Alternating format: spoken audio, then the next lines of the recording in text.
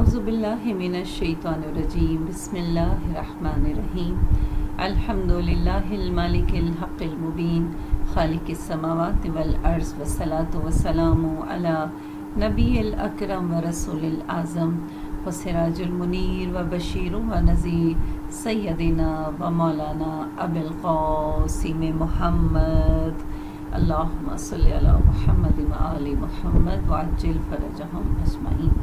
الحمدللہ جعلنا متمسکین بولایت امیر المومنین و اولاد المعصومین صلی اللہ علی عالم المکین علی ابن ابی طالب و بفاطمۃ الزہراء سیدۃ النساء العالمین و بالحسن زکی عصمت المتقین و بالحسین اکرم المستشرین و بعطرتہ المظلومین و بعلی ابن الحسین زین العابدین و بمحمد ابن علی قبلۃ الاوابین و بجعفر ابن محمد اصدق الصادقین و بموسیٰ ابن جعفر مظہر البراہین و بعلی ابن موسیٰ ناصر الدین و بمحمد ابن علی قدوۃ المہتدین و بعلی ابن محمد ازہد الزاہدین و بالحسن ابن علی وارث المستخلفین و بالحجت منتظر المہدی علی خلق اجمعین. اللہم صلی علی محمد و آل محمد وعجل فرجہم اجمعین. بسم اللہ الرحمن الرحیم. والعصر ان الانسان لفی خسر الا الذین آمنوا وعملوا الصالحات وتواصوا بالحق وتواصوا بالصبر. سورہ عصر کے ترجمہ اور تفسیر کے ساتھ حاضر خدمت ہوں. یہ سورہ ہمیں بہت چھوٹا سا مختصر سا مگر ہمیں اپنی پوری لائف میں ان راہوں کی طرف نشاندہی کرتا ہوا نظر آتا ہے کہ جو ہمیں خسارے سے بچا لیتے ہیں، جو ہمیں نفع ہی نفع دیتے ہیں دنیا میں بھی اور آخرت میں بھی. جو ہم دنیا میں اچھے کام کریں اس کی جزا ہے، اور اگر ہم اللہ نہ کرے برے کام کریں تو پھر اس کا عذاب بھی ہے. مولا کائنات حضرت امیر المومنین علی ابن ابی طالب علیہ السلام اللہم صلی علی محمد و آل محمد وعجل فرجہم ارشاد فرماتے ہیں کہ انسان کی روح کی 6 حالتیں ہیں. جس طرح انسان کے جسم وہ جاگتا بھی ہے، اسی طرح انسان کی روح بھی جاگتی ہے. اور جس طرح انسان کا جسم سو جاتا ہے اس طرح انسان کی روح بھی سو جاتی ہے. جس طرح انسان کے جسم کو صحت ہوتی ہے اس طرح انسان کی روح کو بھی صحت ہوتی ہے. جس طرح انسان کا جسم بیمار ہو جاتا ہے ایسے انسان کی روح بھی بیمار ہو جاتی ہے. جیسے انسان کو زندگی ملتی ہے ایسے روح کو بھی زندگی ملتی ہے، اور جیسے انسان کے جسم کو موت آ جاتی ہے اس طرح روح بھی مر جاتی ہے. روح بظاہر نظر نہیں آتی مگر یہ اپنے اندر اتنا کمال رکھتی ہے، اتنا شرف رکھتی ہے، اتنی بلندی رکھتی ہے کہ یہی روح ہے. جب حضرت آدم علیہ السلام کے جسد مبارک میں جسم مبارک میں یہ جب ڈالی گئی تو تمام فرشتوں نے انہیں سجدہ کیا. اور یہ روح کے بارے میں کہ روح نہ نظر آنے والی ہے مگر یہ جاگتی ہے، یہ سوتی بھی ہے، یہ بیمار بھی ہوتی ہے، اس کو صحت بھی ملتی ہے، یہ زندگی بھی گزارتی ہے اور روح مر بھی جاتی ہے. ہم کیسے جانیں کہ روح جاگ رہی ہے؟ امام ارشاد فرماتے ہیں جب جب تم ذکر خدا کر رہے ہو، جب جب تمہاری آنکھیں قرآن کی آیتوں کی تلاوت کر رہی ہیں، آنکھوں کی تلاوت کی طرف دیکھ رہی ہیں، جب جب تمہاری نگاہیں ماں باپ کے چہروں کو دیکھ رہی ہیں، جب جب تمہاری نگاہیں خدا کی بنائی ہوئی نشانیوں کو دیکھ رہی ہے، جب تمہاری نگاہیں خانہ کعبہ پر پڑتی ہیں، ہر اچھی چیز، ہر وہ چیز جو تمہیں خدا کی یاد دلاتی، تو یقین رکھو تمہاری روح جاگ رہی ہے. تمہارے کانوں میں اذان کی آواز آئے، تمہارے کانوں میں قرآن کی تلاوت کی آواز آئے، تمہارے کانوں میں تمہارے بچوں کی محبت والی باتوں کی آواز آئے، تمہارے کانوں میں گھر والوں کی اچھی باتیں تمہارے کان سنیں تو عبادت ہے، ذکر خدا میں مصروف ہیں. زبان سے تو ہم کرتے ہی ہیں، جسم کے اعضاء، یہ ہاتھ، یہ پاؤں اگر اچھے کاموں میں مصروف ہیں، یہ ہاتھ دعا کے لیے اٹھ رہے ہیں تو تم جاگ رہے ہو، تمہاری روح جاگ رہی ہے، بیدار ہے، سو نہیں رہی. یہ ہاتھ اگر کسی کی مدد کے لیے آگے بڑھتے ہیں تو تمہاری روح جاگ رہی ہے. یہ ہاتھ ماتم حسین میں اٹھتے ہیں تو تمہاری روح جاگ رہی ہے.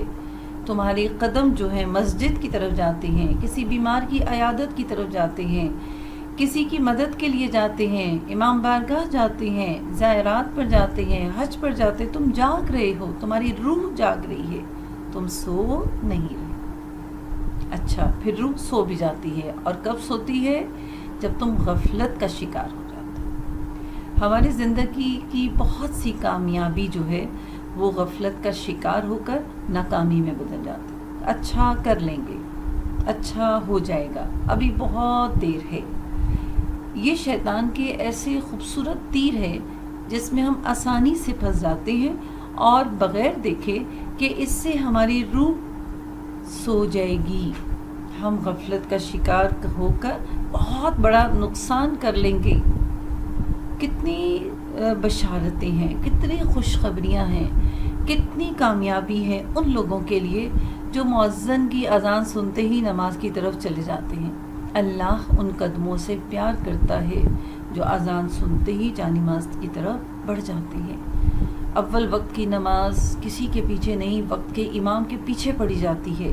اول وقت کی نماز دنیا کے تمام کاموں کو اپنے اندر سمیٹ لیتی ہے. اول وقت کی نماز وقت میں برکت ڈالتی ہے. اول وقت کی نماز انسان کو دنیا میں آسائش اور آخرت میں وحشت سے بچاتی ہے. بہت سے اس کے فضیلتیں ہیں، بہت سے اس کے کمالات ہیں، مگر ہم غفلت کا شکار ہو جاتے ہیں. ان تمام کمالات کو ایک طرف ابھی پڑھ لیں گے، بہت ٹائم ہے، ابھی کافی ٹائم پڑا ہے. اور یہ صرف یہاں تک نہیں، جب ہم اس کے بہت عادی ہو جائیں تو پھر کیا ہے، اپنی عبادتوں کو بڑھاپے کے لیے چھوڑ دیتے ہیں، اپنی عبادتوں کو بعد کے لیے چھوڑ دیتے ہیں، اور یہ جانتے ہوئے بھی کہ موت کا کوئی پتہ نہیں کس وقت موت آ جائے. اور پھر ہماری روح آہستہ آہستہ سو جاتی. اس روح کو صحت بھی ملتی ہے، اور وہ صحت کیسے ملتی ہے؟ جب اس کے اندر یقین کی طاقت پیدا ہو، جب وہ یقین کرنا لگے. جیسے رسول خدا صلی اللہ علیہ وآلہ وسلم پر درود پڑھنا، اس یقین کے ساتھ کہ میں تنہا نہیں، اللہ میرے ساتھ، فرشتے، ملائکہ، مومنین سب مل کر نبی پر درود بھیج رہے ہیں. اور جب درود پڑھتے ہیں تو پھر یقین رکھیں اللہ اتنی رحمتیں نازل کرتا ہے، اتنی برکتیں نازل کرتا ہے، اتنی نیکیاں عطا فرماتا ہے. ہزارہا فرشتے اپنی ہزارہا انگلیاں رکھنے کے باوجود اسے گن نہیں سکتے. کسی بھی عبادت پر یقین رکھیں، اس بات پر یقین رکھیں اللہ رحمان بھی ہے اور رحیم بھی ہے. ہم جب گناہ کر کے استغفار کرتے ہیں، دل سے توبہ کرتے ہیں، اس پہ واقعی پشیمان ہوتے ہیں، تو یقین رکھیں اللہ تواب الرحیم بھی ہے، اللہ توبہ قبول کرنے والا بھی ہے اور وہ رحم کرنے والا بھی ہے. اس کے فضل کی کوئی حد نہیں ہے، اس کی رحمتوں کا کوئی شمار نہیں ہے، اس کی برکتوں کی کوئی لمٹ نہیں ہے. جب وہ اپنی رحمتیں نازل کرنا چاہے، برکتیں نازل کرنا چاہے، اس کی یقین پر. اور یہ یقین کامل ہم کہاں دیکھتے ہیں کہ مولا کائنات جب اپنی ضربت کو بلند کرتے ہیں تو ثقلین کی عبادتوں سے افضل نظر آتی ہے. کیوں؟ یقین ہے، اور اتنا یقین ہے کہ ثقلین کی عبادتوں سے افضل ان کے ضربت ایک ضربت. پھر ہم دیکھتے ہیں کہ یہی روح بیمار بھی ہو جاتی ہے. کب؟ جب اس کے اندر شک آ جائے. یہ بھی شیطان کا ایک خوبصورت بیج ہے. جب وہ شک کا بیج بو دیتا ہے تو جیسے ہم زمین میں ایک بیج بوتے ہیں، وہ نمو پا جاتا ہے، بڑا ہو جاتا ہے، اور پھر بڑا ہو کر وہ باہر نکلتا ہے، تنا بنتا ہے، پتے نکلتے ہیں، اور ایک وقت ایسا تھا مضبوط درخت بن جاتا ہے. جب ہم شک و شبہات میں آ جاتے ہیں، جس طرح بدگمانی میں آ جاتے ہیں. بدگمانی کیا ہے؟ ایک گھونسلہ ہے، اور وہ گھونسلہ کیا ہے کہ وہ جب گھونسلہ آباد ہو جائے اس میں پھر پرندے آ کر آ جاتے ہیں، وہ آباد ہو جاتے ہیں، وہ انڈے دے دیتے ہیں، اس میں سے بچے نکل آتے ہیں، یعنی ایک لمبا سلسلہ چل پڑتا. شک کرنا، اللہ کے احکامات میں شک کرنا، نبی کی نبوت میں شک کرنا، ائمہ پر نعوذ باللہ شک کرنا، ان تمام احکامات پر شک کرنا، پتہ نہیں ہے نہیں ہے، اس کا اجر ہے نہیں ہے. نہیں، یقین یہ انسان کی روح بیمار ہے، انسان بیماری کا شکار ہو گیا، اس کی جو روح ہے وہ بیماری میں، جتنا شک میں چلتے جائیں گے ایک گہری کھائی ہے، ایک گہرا کنواں ہے، اگر اس میں سے باہر نکلنا ہے، اور یہ جتنا ہم شک میں جائیں گے ہماری روح اتنی زیادہ بیمار ہوتی چلی جائے گی۔ لیکن اس روح کو باہر نکالنے کے لیے ہمیں قرآن کا سہارا، اہل بیت علیہ السلام کا سہارا، اللہ کا سہارا، ان سہاروں کی مدد سے ہم اپنی روح کو باہر نکال سکتے ہیں اور شک جیسی بیماری سے شفا یاب ہو سکتے ہیں۔ اس کے بعد انسان کی روح کی زندگی بھی ہے، اور اس کی زندگی کیا ہے؟ علم حاصل کرنا۔ جیسے امام جعفر صادق علیہ السلام فرماتے ہیں پوری کائنات میں 3 طرح کے لوگ ہیں، ایک عالم، ایک طالب علم اور ایک حشرات۔ جو علم حاصل کرتے ہیں ان کی روح زندگی پا جاتی ہے، پھر وہ مرتے نہیں ہیں، اپنے علم کے ذریعے زندہ رہتے ہیں، اپنی کتابوں کے ذریعے زندہ رہتے ہیں، اپنی تحریروں کے ذریعے زندہ رہتے ہیں۔ اور پھر انہی کی روح جو ہے وہ اگر مر جائے تو وہ کیسے مرتی ہے؟ جہالت، یعنی جو جاہل انسان ہوتا ہے، جو علم سے رغبت نہیں رکھتا، جو عالم نہیں ہوتا، جو طالب علم نہیں ہوتا، پھر وہ جہالت کا شکار ہے، پھر وہ حشرات ہیں، وہ مکھی مچھر کی طرح ہے، ہوا دائیں طرف سے بائیں طرف لے جائے تو وہ ادھر چلے جاتے ہیں، اور بائیں سے دائیں کی طرف آ جائے تو وہ ادھر چلے جاتے ہیں، جن کی اپنی کوئی حیثیت ہی نہیں ہے، جن کی اپنی کوئی رائے نہیں ہے۔ ایک جاہل کو بھی علم کی فضیلت کے لیے کہ اگر کسی جاہل کو بھی عالم کہتے ہیں تو وہ خوش ہو جاتا ہے۔ اسی طرح جاہل جو ہے وہ افراد جو علم حاصل نہیں رکھتے، علم کا شوق نہیں رکھتے، علم کی طرف رغبت نہیں کرتے، اپنی زندگی میں آگاہی نہیں رکھتے، چیزوں کے بارے میں جاننا نہیں رکھتے، وہ جتنا بھی اچھے سے اچھا کام کریں، کام کی جزا ہے، لیکن علم کے ساتھ اس کی اہمیت بڑھ جاتی ہے، اس کی فضیلت بڑھ جاتی ہے۔ سکندر اعظم ایک مرتبہ کسی جگہ سے گزرا سیر و سیاحت کرتے ہوئے، ایک قوم کو دیکھا جو بہت بڑی قوم تھی اور بہت پرامن طریقے سے رہ رہی تھی۔ وہ وہاں رکا، ان کی زندگی کا مشاہدہ کیا، اور روایت میں ملتا ہے کہ شاید وہ حضرت موسیٰ علیہ السلام کی امت میں سے کوئی قوم تھی۔ تو جب اس نے ان کا مشاہدہ کیا، ان کو دیکھا بھالا، تو ان سے ملاقات کی، ان کو دیکھا کہ ان کے گھروں کے صحنوں میں قبریں بنی، اور انہوں نے پوچھا کہ تم نے قبریں کیوں بنائی ہوئی اپنے گھروں میں؟ قبرستان علیحدہ سے ہوتے، وہاں پہ کیوں نہیں اپنے مردے دفناتے؟ کہا ہم اپنے مردوں کی قبریں صحن میں اس لیے بناتے ہیں، ہمیں اس بات کا یقین ہو، ہمیں اس بات کا پتہ ہو کہ ہم نے بھی مرنا ہے اور ہم نے بھی قبر میں جانا۔ اچھا، پھر دوسرا سوال سکندر اعظم نے کہا کہ میں نے تمہارے سب کے گھر دیکھے ہیں، ان میں ایک بات مشترک نظر آتی ہے، کسی کے گھر کے باہر دروازہ نہیں، یہ کیا بات ہے؟ تو اس نے کہا کہ اس قوم نے کہا کہ ہاں، ہمارے کوئی چور ہی نہیں ہے، ہم آرام سے رہتے ہیں، کیونکہ جب ہمیں قبر میں جانے کا خوف ہے نا تو ہمارے میں سے کوئی چوری نہیں کرتا، جس کے پاس جو ہے وہ اس پر راضی رہتا ہے۔ اچھا، پھر تیسرا سوال یہ کیا کہ تمہارا حکمران بھی کوئی نہیں، یعنی یہاں پہ تمہارے علاقے میں کوئی تمہارا لیڈر نہیں ہے۔ اس نے کہا اس لیے کہ ہر بندہ جو ہے وہ اپنا کام اچھے طریقے سے کرتا ہے، کسی پہ ظلم نہیں کرتا، اور ظلم نہ کرنے کی وجہ سے ہم سب بہت پیار محبت سے عدالت کے ساتھ رہتے ہیں۔ اور پھر سکندر اعظم نے بھی وہیں پر سکونت اختیار کی، اور تاریخ میں لکھا ہے کہ اس کا انتقال بھی وہیں ہوا۔ یعنی وہ افراد جو اپنی زندگی میں آخرت کو یاد رکھتے ہیں، اپنی موت کو یاد رکھتے ہیں، پھر وہ ایسے ہی کام کرتے ہیں کہ ان کی روح زندہ رہتی ہے، پھر وہ ذکر الہی میں مصروف رہتے ہیں، پھر وہ غفلت کا شکار نہیں ہوتے، پھر ان کی روح ہمیشہ صحت مند رہتی ہے، وہ یقین رکھتے ہیں ہمارے ہر اچھے عمل کی جزا خدا ضرور دے گا، چاہے وہ رائی کے دانے کے برابر کیوں نہ ہو۔ رائی کے دانے کے برابر کا کیا ہوا نیک عمل بہت بڑی جزا پا جاتا ہے۔ جس طرح ایک شخص نے خواب میں دیکھا ہے کہ بہت خوبصورت بہت بڑا محل ہے، اور اس میں بیش بہا قیمتی اینٹیں لگی ہوئی، کوئی سونے کی، کوئی چاندی کی، کوئی ہیرے کی، کوئی زمرد کی، بہت بڑا۔ اور مزے کی بات کیا کہ اس کے باہر ایک بہت بڑی نیم پلیٹ لگی ہوئی، اور وہ نیم پلیٹ اس کے نیبر، اس کے پڑوسی کی تھی۔ وہ حیران ہو کر دیکھتا رہا، اتنا خوبصورت گھر جنت میں اور نیم پلیٹ لگی ہوئی ہے، بیش بہا قیمتی اینٹیں. اتنے میں کیا ہوا کہ دیکھتے دیکھتے ایک بجلی کڑکی اور وہ سارا گھر زمین بوس ہو گیا، سارا گھر ٹوٹ گیا. وہ ایک دم پریشان ہوا، اس کی آنکھ کھلی اور اپنے بستر سے اٹھا. صبح کا انتظار کیا. جیسے صبح وہ اپنے دوست کے گھر گیا، اپنے پڑوسی کے گھر گیا اور جا کر کہا، اپنا سارا خواب سنایا. اور سنانے کے بعد کہا کہ تم بتاؤ تم نے کیا ایسا عمل کیا، اتنا خوبصورت گھر لمحوں میں ختم ہو گیا. تو اس نے کہا کہ ہاں، میں نے اپنی ماں سے اونچی آواز میں بات کی تھی. میں نے اپنی ماں سے اونچی آواز میں بات کی. یہ چھوٹا سا عمل آخرت کے بنے ہوئے محل کو زمین بوس کر دیا. اس چھوٹے سے گندے کام نے اتنا خوبصورت جنت جیسے جنت میں موجود محل کو ختم کر دیا. ایک چھوٹا سا نیک عمل کتنا بڑا بن جاتا ہے عالم برزخ میں قیامت.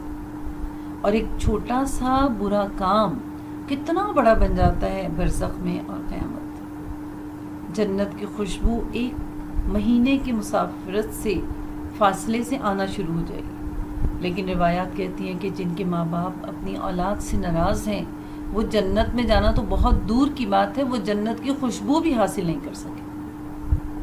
ماں باپ کا احترام، ماں باپ کی تعظیم، کتنا بڑا اجر ہے. جنت میں اعلیٰ مقام. ماں باپ کی بے احترامی، ماں باپ سے بے ادبی، ماں باپ کے آگے اونچی آواز سے بولنا جنت کی خوشبو سے بھی محروم. جنت میں جانا تو بہت دور کی بات ہے. تو یہ چیزیں ہمیں زندگی کے نقصانات سے بچاتی ہیں، خسارے سے بچاتی ہیں. اللہ جو 70 ماؤں سے بھی کہیں زیادہ اپنی بندوں سے پیار کرتا ہے، وہ چاہتا ہے کہ انسان تو خسارے سے باہر آ جا، کیونکہ یہ ساری نعمتیں میں نے تیرے لیے بنائی ہیں اور تجھے میں نے اپنے لیے بنایا. پروردگار ہم سب کو اپنے زندگی کے خساروں کو محسوس کرنے اور ان کو دور کرنے کی توفیق عطا فرما، تاکہ در آل محمد سے ہم اس طرح منسلک ہو جائیں کہ ان کے ذکر میں بھی ہمیں لذت آئے، ان کے فضائل میں بھی ہمیں مزہ آئے اور ان کے مصائب میں بھی ہمارا دل غمزدہ ہو جائے. روایات کہتی ہیں کہ جب یہ لٹا ہوا قافلہ دربار میں، شرابی کے دربار میں موجود تھا اور تمام طرح کی اذیتیں دینے کے بعد ایک مرتبہ یزید نے کہا کہ کون ہے جس کو ہم دکھائیں کہ ہم تمہارے اہل بیت کے ساتھ کیا کر رہے ہیں. کیونکہ انسان جب شیطانیت کے عروج پر چلا جائے تو اس کو ہر گناہ میں لذت محسوس ہوتی ہے. تو اس کے سپاہی نے کہا کہ بادشاہ تیرے قید خانے میں جناب مختار گرفتار ہیں، ان کو لاؤ، وہ اہل بیت کی بہت شیدائی ہیں، ان کو دکھاؤ، دیکھو ہم تمہارے اہل بیت کے ساتھ کیا کر رہے ہیں. جناب مختار کو بلایا گیا اور جناب مختار جب دارالامارہ میں داخل ہوئے تو ان کے ہاتھ زنجیروں سے بندھے ہوئے ہیں. اور آنے کے بعد دارالامارہ کا یہ دستور تھا کہ جو بھی دارالامارہ میں آتا تھا وہ سلام کرتا تھا، جھک کر سلام کرتا تھا. لیکن جناب مختار جب ایسے ہی اندر آئے تو ایک مرتبہ یزید نے کہا کہ تجھے نہیں پتا جو یہاں آتا ہے وہ جھک کر سلام کرتا ہے. تو جناب مختار نے کہا کہ میں اپنے آقا کو سلام کروں گا. کہا تیرا آقا کون ہے؟ کہا کہ میرے آقا حسین ابن علی ہے. اگر تو میرا سردار ہوتا تو میں تجھے سلام کرتا، لیکن تو میرا سردار نہیں ہے، میرا سردار حسین ابن علی ہے. تو کہا اچھا اگر میں تیری ملاقات کروا دوں. تو ایک مرتبہ جناب مختار نے اپنے ہاتھوں کو جوڑا. کہا میں نے یہ ہاتھ کبھی کسی کے آگے نہیں جوڑے، اگر میرے آقا تشریف لائے ہیں تو ایک مرتبہ زیارت کروا دے، ایک مرتبہ مجھے ان کی زیارت کروا دے. اب جناب مختار کبھی دائیں طرف دیکھتے ہیں، کبھی بائیں طرف دیکھتے ہیں، کبھی سامنے دیکھتے ہیں، کبھی پیچھے دیکھتے ہیں کہ میرے مولا کہاں سے آئیں گے. میں بھاگ کے جاؤں گا، ان کی قدم بوسی کروں گا، ان کے ہاتھوں کو چوموں گا. لیکن ایک مرتبہ یزید نے اپنے تخت کے نیچے سے ایک تشت نکالا اور اس پہ سے رومال کو ہٹایا تو جناب مختار نے دیکھا کہ دل بندے جناب سیدہ پیسر علی جناب امام حسین کا کٹا ہوا سر جب تشت میں دیکھا تو ایک مرتبہ اپنے ہاتھوں کو جھٹکا دیا. بندھی ہوئی زنجیروں کو توڑا اور ایک تلوار کو اٹھایا، کہا یزید تیری اتنی جرت کہ تو میرے آقا کے سر کے ساتھ اتنی بے ادبی۔ جیسے ہی تلوار بلند ہوئی دربار میں ایک قیدی کی آواز آئی، اے مختار اپنی نگاہوں کو جھکا لو، کیونکہ دربار میں علی کی بیٹیاں کھڑی ہیں، دربار میں سیدہ کی بیٹیاں کھڑی ہیں، ایسا نہ ہو کہ تو تلوار اٹھائے اور تیری نگاہ ان پر پڑ جائے۔ لعنت اللہ علی القوم الظالمین۔